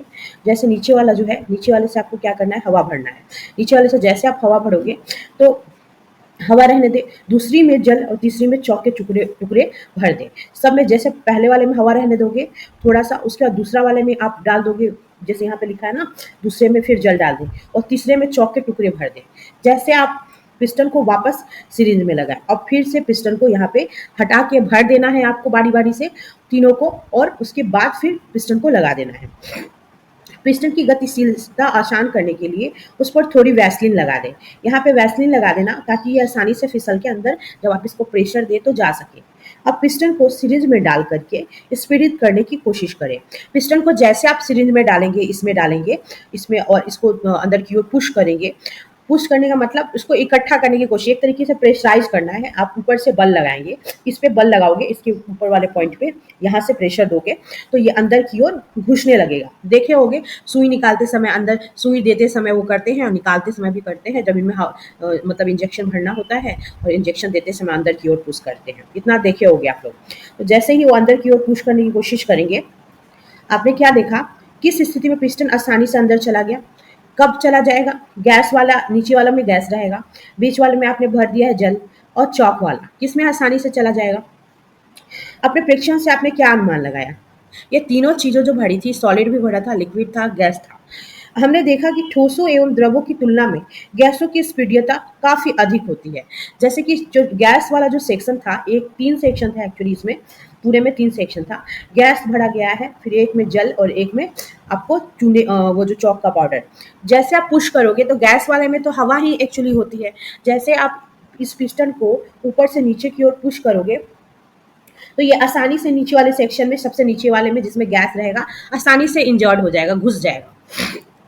उसके बाद हवा वाले में क्या है ना, थोड़ा सा हवा के बाद जल वाले में थोड़ा सा प्रेशर लगाना पड़ेगा, क्योंकि पानी को थोड़ा सा जमा करने के लिए, स्टोर करने के लिए एक तरीके से उसको आपको थोड़ा बल लगाना पड़ेगा। उसके बाद चौक वाला सेक्शन आएगा तो थोड़ा ज़्यादा मेहनत करना पड़ेगा। तो वही बोल रहा है कि ठोसों एवं द्रवों की तुलना में गैसों की जो स्पीडियता होती है वो काफ़ी अधिक होती है। स्पीडियता कहने का मतलब कि हम गैस को थोड़ा बल लगा दें, और बल लगा के अगर हम उसको चाहें कि ये पूरे सिलेंडर में, इतने बड़े सिलेंडर में अगर हम 5 लीटर गैस भरना चाहें तो हम भर सकते हैं। कैसे भरा जाता है छोटे सिलेंडरों में 5 लीटर गैस? इस स्पीडियता, इसकी जो गुण है स्पीडियता के कारण क्या किया जाता है, आप सबको पता है कि बल के बीच में जो इंटरमॉलिक्यूलर फोर्स होता है वो ज़्यादा होता है, जिसके कारण ये जो गैस के मॉलिक्यूल्स हैं ये आसानी से घूमते रहते हैं और इनकी दीवारों पे बल लगाते रहते हैं। ये जो सिलेंडर है उसके दीवारों पे बल लगाते रहते हैं और आसानी से घूमते रहते हैं। एकदम आज़ाद अगर इनको छोड़ दो, कम भर दो, तो आसानी से इधर उधर घूमते रहेंगे। लेकिन जैसे आप इन पे दाब लगाने लगते हो, प्रेशर लगाने लगते हो, तो क्या होता है ना कि ये सभी मॉलिक्यूल्स एक दूसरे के पास आने लगते हैं। जैसे कि इकट्ठा करते हैं ना, हम चीज़ों को कैसे इकट्ठा करते हैं और फैलाते हैं, तो ये फैले हुए फॉर्म में है। अब इकट्ठा करोगे जैसे जैसे बल लगा के, तो ये मॉलिक्यूल्स जो है आपस में पास पास आ जाएंगे, और पास पास आके देखो यहाँ पे कितना ज़्यादा स्पेस लिए थे, अब यहाँ पे ये इतने स्पेस में आ गए। तो बल लगा करके एक तरीके से, सॉरी बल बोल रही हूँ, दाब लगा के इनको चाहे तो इस सिलेंडर में हम 5 लीटर गैस भर सकते हैं और 1 लीटर भी भर सकते हैं। एक्चुअली इसकी जो पूरी जो वॉल्यूम है वो 5 लीटर की है, तो एटलीस्ट 5 लीटर हम भर सकते हैं। लेकिन ऐसा नहीं है कि आप 1 लीटर नहीं भर सकते, इसमें आप 1 लीटर भी भर सकते हो। लेकिन जब आप 1 लीटर भरे रहोगे इस सिलेंडर में, तो उस समय जो गैस के मॉलिक्यूल्स होंगे ऐसे ऐसे दीवारों पे घूमते रहेंगे, ऐसे ऐसे इसके दीवारों पे एक तरीके से प्रहार करते रहेंगे, आराम से मस्ती करते रहेंगे, आज़ाद होके घूमेंगे। ऐसा नहीं कि 1 लीटर मतलब आप गैस नहीं डलवा सकते हो, लेकिन 5 लीटर अगर इसकी कैपेसिटी है, 5 लीटर डलवा लिया तो इसके मॉलिक्यूल्स आपस में ऐसे दब के सट जाएंगे, है ना। और फिर आसानी से 5 लीटर आप गैस भर पाओगे। और जैसे सिलेंडर से आप नजल खोलते हो, इसका एक ये जो बर्नर लगा रहता है वहाँ पे, तो फिर ये पाइप के थ्रू गैस होता हुआ चला जाता है और फिर स्मेल आने लगती है, या आप कुकिंग गैस का यूज़ करके खाना बनाने लगते हो। तो यहाँ से फिर इसके मॉलिक्यूल उड़ते उड़ते पाइप के थ्रू जाते हैं।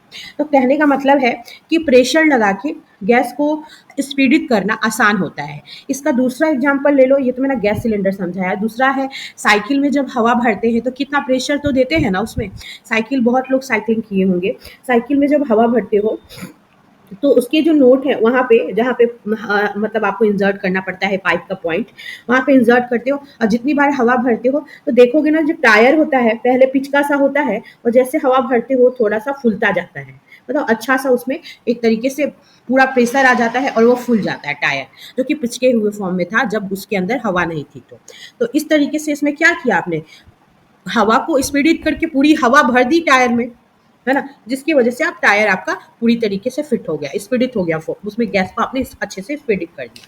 यहाँ स्पीडित करने का मतलब समझ में आया या नहीं आया, पहले ये बता दो। आ गया मैम। हाँ, एक और आप देखे होंगे सीएनजी। सीएनजी बसें आजकल चलती हैं।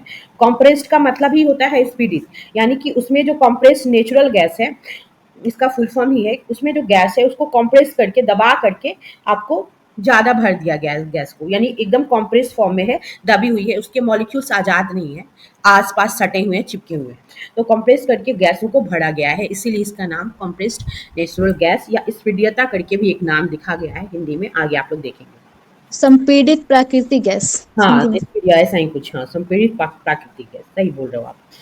उसके बाद यहाँ लिखा भी है, हमारे घर में खाना बनाने में उपयोग की जाने वाली जो एलपीजी सिलेंडर होती है, लिक्विफाइड पेट्रोलियम गैस, या अस्पतालों में दिए जाने वाली ऑक्सीजन सिलेंडर में स्पीडित गैस होती है, यानी स्पीडित फॉर्म में वो गैस होती है। और एलपीजी वाले में क्या होता है कि जब आप गैस को बहुत ज़्यादा प्रेशर देते हैं, बहुत ज़्यादा प्रेशर और एक दाब देते हो, ताप और एक दाब मिलता है, तो वो जो गैस के मॉलिक्यूल्स, इतने प्रेशर आपने लगाए उस पर, इतने लगाए कि वो लिक्विड फॉर्म में चेंज हो जाता है। इसलिए जब एलपीजी गैस लीक करती है, या इस सिलेंडर जो है एलपीजी वाला, घर वाला सिलेंडर, वहाँ पे जब आप ऊपर में एक बर्नर लगा रहता है जहाँ पे रेगुलेटर लगा रहता है सिलेंडर में, वो जब सिलेंडर से रेगुलेटर आप हटाते हो, उसके टैप को कभी, उसके जो पॉइंट है जहाँ से गैस निकलती है वह छू के देखना। जब आप छूओगे ना तो थोड़ा चिपचिपा सा कुछ लगेगा, तो वो लिक्विड फॉर्म में वहाँ पे भर दिया गया है, इसलिए इसका नाम एलपीजी रखा गया है, लिक्विडफाइड, क्योंकि एक्चुअली में उसमें लिक्विड फॉर्म में गैस को डाला गया होता है। और जैसे कैसे आप बोलोगे कि लिक्विड फॉर्म में, बिकॉज आप प्रेशर क्रिएट कर रहे हो, इतना दाब दे रहे हो उसको, और इतना एक ताप भी है, निम्न ताप, ताप कम रखा जाता है, दाब ज़्यादा रखा जाता है। इसकी वजह से ये जो होता है, गैस के मॉलिक्यूल्स दब दब के लिक्विड फॉर्म में चेंज हो जाते हैं और इसी तरह सिलेंडरों में गैस भरा रहता है।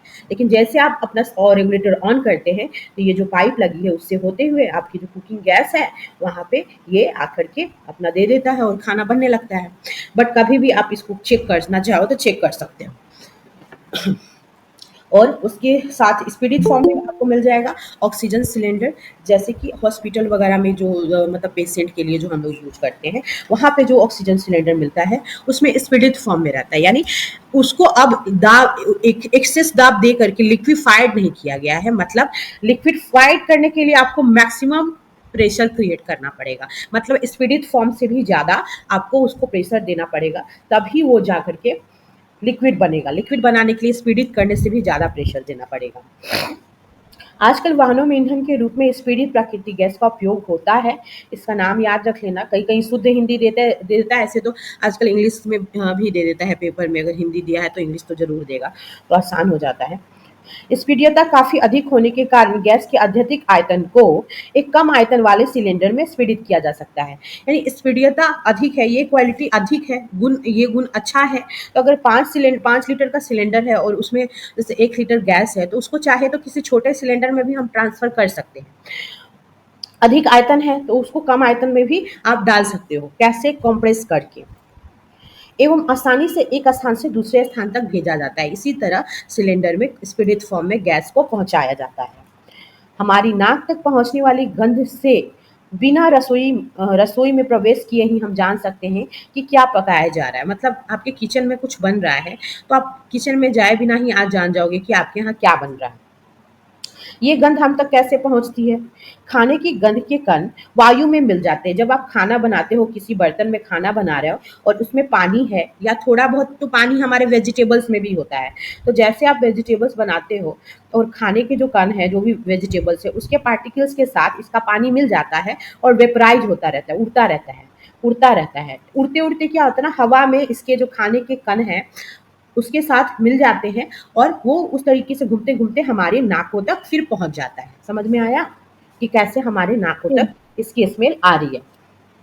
और रसोई से फैलकर हम तक पहुँच जाते हैं। किचन से होता-होता रूम में चला आएगा, डाइनिंग हॉल में चला आएगा, फिर हमारे नाकों तक चला आएगा। यह गंध के कण और भी दूर जा सकते हैं। कई-कई बार आपको पता चल जाएगा कि आपके पड़ोसी के यहाँ क्या बन रहा है। जैसे चिकन मटन अगर किसी के यहाँ बन रहा है, तो आप लोग को पता चल जाएगा। हम लोग के नीचे एक रहते थे अंकल, उनके यहाँ बन रहा था स्पेशल कुछ पनीर की सब्ज़ी समझो कि बन रही थी। हम लोग को ऊपर फ्लैट में पता चल गया कि वो आज इनके यहाँ पनीर की स्पेशल सब्ज़ी बन रहा है। तो कहीं न कहीं वो जो खाने के कण थे, वो वेपराइज़ होके एयर के थ्रू हमारे तक पहुँच गए। मतलब सोचो हम लोग नीचे ऊपर थे, वो लोग नीचे थे फिर भी।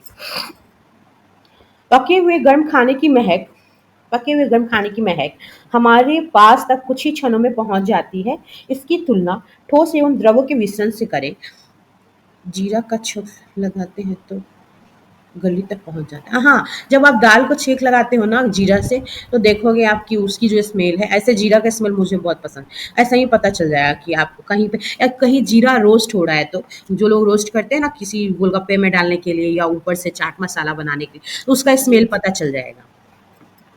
तो इसकी तुलना हमें अब ठोस और द्रवों के मिश्रण से करनी है। कणों के कणों कणों की तेज गति और अत्यधिक रिक्त स्थानों के कारण गैसों का अन्य गैसों में मिश्रण बहुत तीव्रता से होता है। क्यों गैसों का मिश्रण अन्य गैसों में बहुत तीव्रता से होता है? खाने का जो स्मेल है वो क्या है? एक तरीके से गैस की तरह काम कर रहा है और वो गैस की तरह काम कर रहा है और हमारे हवा में क्या है? बहुत सारी गैसेज़ मिली हुई हैं। कार्बन डाइऑक्साइड भी है, फिर नाइट्रोजन भी है, फिर ऑक्सीजन भी है, आर्गन भी है, some small amount of argon, krypton, ज़ेडन, रेडन ये भी है। तो कुछ ये सब गैसेज होने के कारण सॉरी एजी लिख दिया एआर होना चाहिए था यहाँ आर्गन का। तो ये सभी गैसेज मिले मिले हुए हैं। तो ये जो खाने के जो मतलब पार्टिकल्स है जब वेपराइज होके हवा में मिलता है इन सब के साथ, तो इसलिए कहा जाता है कि गैस का गैस में विशरण सॉरी गैस का गैस में जो विशरण हो रहा है, गैस का गैस में विशरण बहुत तेजी से हो रहा है, बहुत तेजी से हो रहा है क्योंकि इनके बीच इंटरमॉलिक्यूलर फोर्स ज़्यादा है, अधिक रिक्त स्थान है। कणों की तेज गति के कारण साथ साथ जब खाना बना रहे हो तो जब कोई चीज़ हीट फॉर्म में होता है यानी बॉयल हो रहा है या गर्म हो रहा है, उस समय उस पार्टिकल्स की जो गतिज ऊर्जा होती है ठंडे वाले फॉर्म से ज़्यादा होता है। कोई चीज़ गर्म है तो उसमें गतिज ऊर्जा कितनी होगी? ज़्यादा होगी। कोई चीज़ ठंडा है तो उसमें गतिज ऊर्जा कितनी होगी? कम कम होगी। होगी। हाँ, तो ये कारण है कि ऐसा होता है। उसके बाद यहाँ लिखा है, यहाँ ठोस का जो दिखा रहा है आपको स्पेस दिखाने की कोशिश की गई है यहाँ पे इसके पार्टिकल्स का कि ठोस जो है उनके बीच में कैसे molecular force sorry intermolecular force या ये जो इनके बीच में अंतराण्विक बल की जो स्थिति है ये कैसे है, ये स्पेस जो है इंटरमॉलिक्यूलर स्पेस है वो कैसा दिख रहा है, कितने दूरी दूरी पे इनके बीच में आराम से तुमको स्पेस दिख रहा होगा। आराम से अगर चाहोगे तो आप एक लकीर खींच सकते हो सबके बीच में। यहाँ पे लिक्विड का है तो लिक्विड के कण जो है आप देखो यहाँ पे और इससे भी ज़्यादा, यहाँ पे तो मजबूरी में हम किसी तरीके से एक ही लाइन खींच पा रहे हैं, यहाँ पे तो इतने सारे स्पेस हैं कि इसके कंपेयर में यहाँ पे लिक्विड में ज़्यादा है। और थर्ड वाला जो गैस का पार्टिकल्स है देखो कितना आसानी से मूव कर रहा है, एकदम मस्ती में घूम रहा है इधर उधर जिधर मन कर रहा है आराम से। इसके कंपेयर में यहाँ पे ज़्यादा स्पेस है इस वाले में, इससे अपेक्षा इसके में ज़्यादा स्पेस है। और ठोस के कण आपस में एकदम कॉम्पैक्ट रूप में जुड़े होते हैं, जैसे यहाँ पे बहुत कम ही स्पेस देख रहे हो, थोड़ा थोड़ा दिखा दिया गया है, मतलब आसानी से एक लाइन कोशिश करोगे तो बनेगा। ए बी सी पदार्थ की तीनों एक में सॉरी ए बी सी तीनों जो है पदार्थ की तीनों अवस्थाओं के कणों का योजनाबद्ध आवर्धित चित्रण किया गया है। यहाँ पे देख लो तीनों अवस्थाओं में कणों की गति को देखा जा सकता है। गैसीय अवस्था में कणों की गति अनियमित होती, इरेगुलर गति होता है। तीनों में इरेगुलर गति होता है और अत्यधिक तीव्र होता है। मतलब जब मन किया, जितना मन किया, जितना दूरी तय कर लिया, घूम लिया आराम से। गैसों में उतनी कोई एक तरीके से रिजिडिटी नहीं होता है। इस अनियमित गति के कारण ये कण आपस में एवं बर्तन की दीवारों से टकराते हैं। जिस सिलेंडर में भी आप अगर गैस के पार्टिकल्स को रख दो, इधर उधर मूव करते इसकी दीवारों पर टकराएंगे, घूमेंगे, अपना इधर उधर सर पटकेंगे समझो। बर्तन की दीवार पर गैस कणों द्वारा प्रति इकाई क्षेत्रफल लगे बल के कारण गैस का दबाव बनता है। यानी अगर एक चीज यहाँ से पता चल गया कि प्रति इकाई क्षेत्रफल पर लगने वाले बल को हम क्या बोलते हैं? दाब। अगर दाब। कोई बोले दाब किसे बोलते हैं? प्रति इकाई क्षेत्रफल पर लगने वाले बल को प्रति इकाई क्षेत्रफल, सॉरी क्षेत्र ऐसे लिख देती हूँ, शॉर्ट क्षेत्रफल पर लगने वाले बल को बल दाब कहलाता है।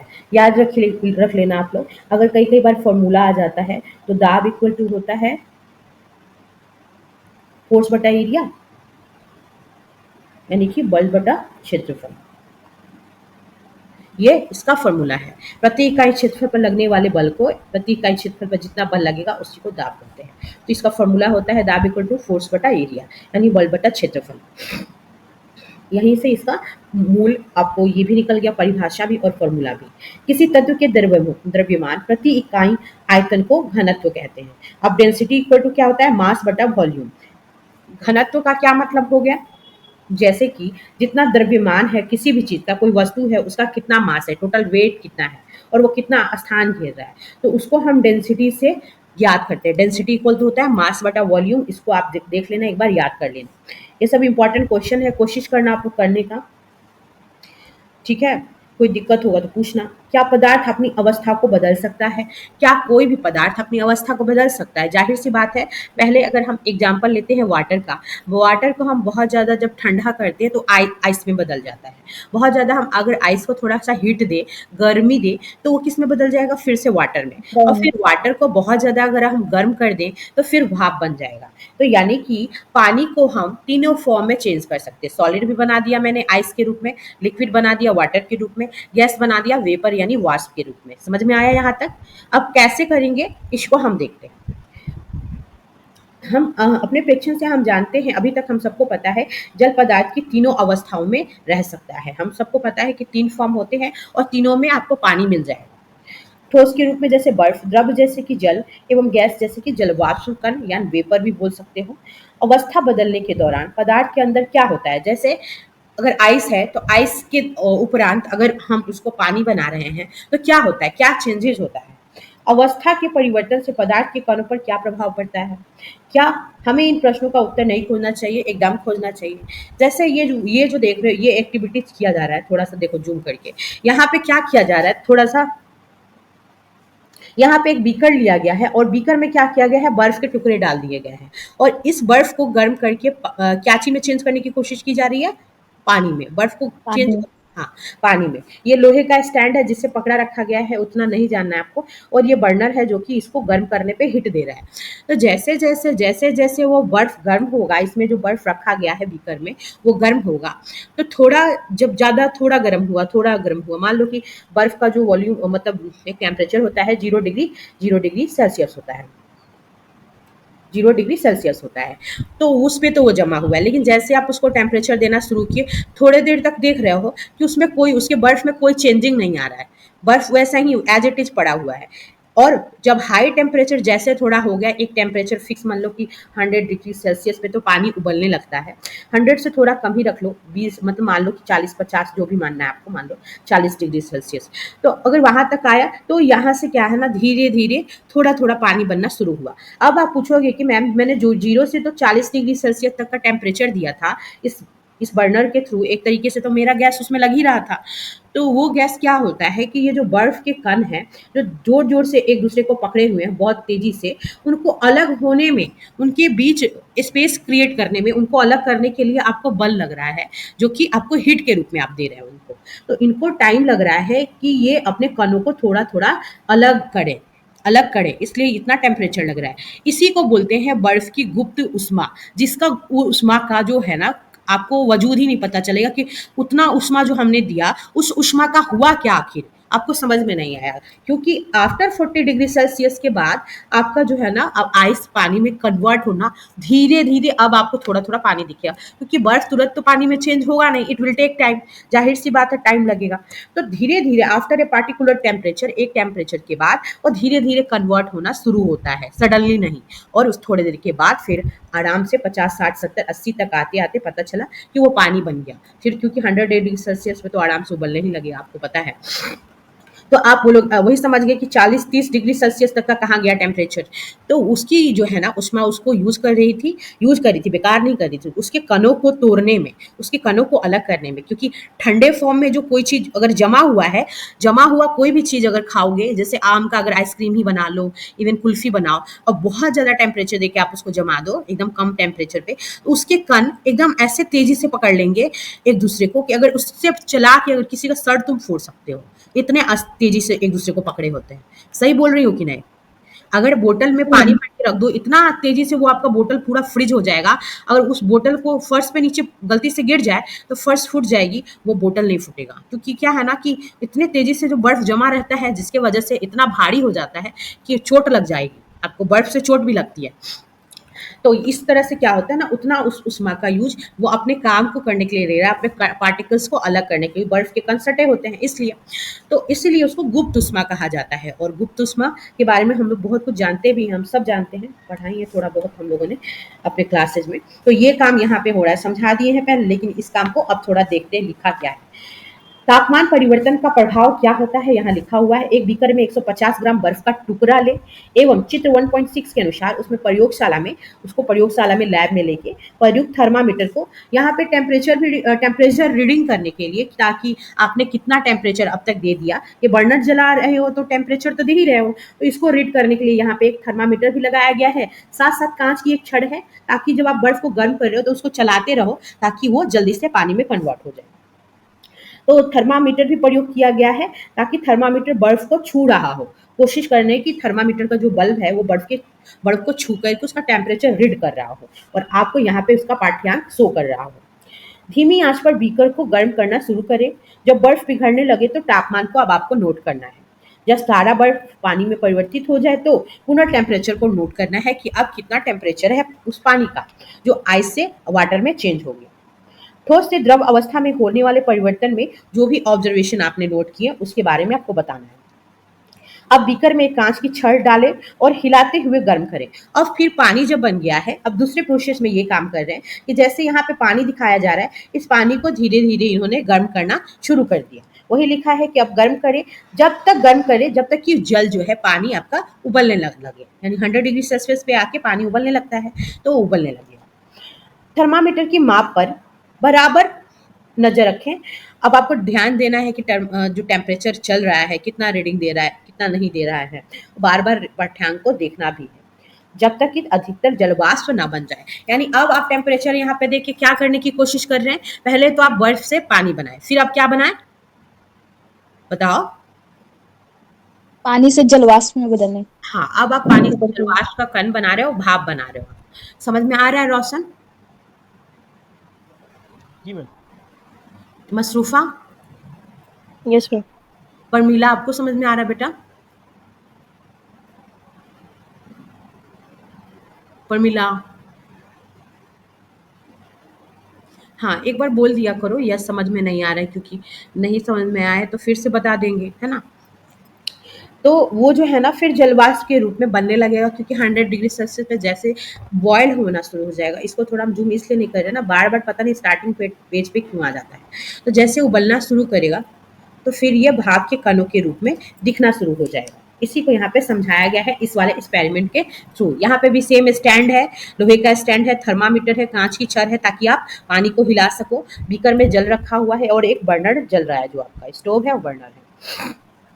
जल के द्रव अवस्था में जल का जो है द्रव अवस्था से गैसीय अवस्था में परिवर्तन में कुछ ऑब्जर्वेशन फिर आपको देखने को मिलेगा, उसको भी नोट करना। क्या चेंजेज हुआ, जाहिर सी बात है एक रूप से दूसरे रूप में चेंजिंग करोगे तो थोड़ा बहुत कुछ ना कुछ चेंजिंग हो ही जाएगा। ठोस के तापमान को बढ़ाने पर उसके कणों की गतिज ऊर्जा बढ़ जाती है। तो कणों के गतिज ऊर्जा बढ़ाने के लिए आपको उसको टेम्परेचर देना पड़ेगा, गर्म करना पड़ेगा। तो जैसे आप टेम्परेचर देते हैं तो उसके जो ठोस के कण हैं जो कि एक दूसरे को थोड़ा मजबूती से पकड़े होते हैं, उनको अलग होने में और अलग होके फिर आगे जैसे उबलना है सपोज डेट, तो उबलने तक के लिए तो आपको गतिज ऊर्जा बढ़ानी पड़ेगी, ताकि जितनी गतिज ऊर्जा बढ़ेगी उतनी अच्छी से उतनी तेजी से वो बॉयल होगा। गतिज ऊर्जा में वृद्धि होने के कारण कण तेजी से कंपन करने लगते हैं। जैसे जैसे उसका जो टेम्परेचर आप बढ़ाते हो, जैसे पानी अगर चढ़ा रखा है गैस पे और टेम्परेचर बढ़ाया आपने, पानी तेजी से खौलना शुरू होता है, यानी कि वाटर के जो कण है, वाटर पार्टिकल्स, वो कंपन करने लगते हैं। एकदम देखोगे ना, देखा होगा पानी बॉयल होते हुए खल खल खल खल की आवाज सर आती है। जी मैम। जी, सबने देखा होगा, चावल बनाया होगा तो। और कंपन करने लगते हैं। ऊष्मा द्वारा प्रदत्त की गई नई ऊर्जा सॉरी यहाँ ऊष्मा द्वारा प्रदत्त की गई ऊर्जा कणों के बीच के आकर्षण बल को पार कर देती है। ऊष्मा जैसे जैसे आप बढ़ाते हैं उसके कारण क्या होता है ना, वो जो कण है की गई जो ऊर्जा होती है वो कणों के बीच के आकर्षण बल को पार कर जाते हैं, यानी एक दूसरे के बीच में जो यहाँ पे आकर्षण बल है, यहाँ पे फोर्स है ना कोई जो इन दोनों को बांध के रखा है, तो जैसे जैसे आप टेम्परेचर देते हो ये अपना जो एक तरीके का आकर्षण है दोनों के बीच का वो अलग हो जाता है। मतलब एक बॉन्ड जो है बीच के दोनों के बीच में, एक दोस्ती जो है वो खत्म हो जाती है। अब खत्म जैसे हो गई तो इसके कण आजाद हो गए, अब ये आसानी से खौलने लगेगा, बॉयल करने लगेगा। तो वही बोल रहा है कि उसके बीच के जो आकर्षण है उसको एक तरीके से पार कर गया वो। इस कारण कण जो है अपने नियत स्थान को छोड़ के अधिक स्वतंत्र हो जाते हैं, जैसे समझाया मैंने, और स्वतंत्र होकर के गति करने लगते हैं, आसानी से जिधर मन करता है उधर उबलने लगते हैं। एक अवस्था ऐसी आती है जब ठोस पिघलकर द्रव्य में परिवर्तित हो जाता है। ये बर्फ वाले की कंडीशन की बात कर रहे हैं, जब आप उसको इतना टेम्परेचर दे रहे थे कि कण को टूटने में टाइम लग रहा था, फिर इतना बढ़ा दिए कि उसकी गति जो है उसके कणों के बीच में ज़्यादा हो गई, और इतनी ज़्यादा हो गई कि वो दोनों के बीच का जो बॉन्ड था, दोस्ती थी एक तरीके की, दो जो मॉलिक्यूल्स हैं वो खत्म हो गई। अब वो आज़ादी से एकदम बॉयल होने लगा, पिघल के द्रव्य में परिवर्तित हो जाता है। जिस यहाँ पे लिखा है जिस न्यूनतम एक मिनट रुक जाइए, जिस न्यूनतम तापमान पर ठोस पिघल के द्रव्य बन जाता है वह इसका गलनांक कहलाता है। एक इंपॉर्टेंट पॉइंट ये याद रखिएगा, गलनांक को हम मेल्टिंग पॉइंट भी बोलते हैं। तो वह मिनिमम टेम्परेचर जिस पे ठोस पिघल के लिक्विड फॉर्म में बदल जाता है उसको मेल्टिंग पॉइंट बोलते हैं। मेल्ट हो गया यानी बोलते हैं ना, मेल्ट मतलब पिघलना, मेल्टिंग पॉइंट बोलते हैं। फ्रीजिंग पॉइंट होता है जो कि जम जाता है। ठीक है, याद रखिएगा। तो यहाँ पे दिखाया गया है पहले वाले में बर्फ का जल में परिवर्तन होने की क्रिया, पहले वाले में आप लोग देखे हो, और फिर दूसरे वाले में जल से जलवाष्प बनने की क्रिया को यहाँ पे दिखाया गया है। एक मिनट, किसी ठोस का गलनांक उसके कणों के बीच के आकर्षण बल के सामर्थ्य को दर्शाता है। कि ठोस का गलनांक क्या दिखाता है कि उसके कण के बीच में कितनी सामर्थ्य है, कितनी आकर्षण बल की कैपेबिलिटी है, कितना तेजी से वो एक दूसरे को पकड़ा है। अगर सपोज दैट चीनी अगर आप रखते, आपका जो एक बर्तन है और बर्तन में चीनी ही रखते, तो चीनी का पार्टिकल्स तो एकदम अलग होता है, इसमें कोई जाहिर सी बात है। और जैसे आप इसको तवे पे भी, इवन तवा अपना है ना जिस पे रोटी बनाते हो, चीनी रख देना और टेम्परेचर पे रख दो, तुरंत आपका चीनी का पार्टिकल्स जलने लगेगा, धुआं निकलने लगेगा, क्योंकि इसके कण आपस में आजाद हैं, उसका पार्टिकल्स अलग अलग है ही।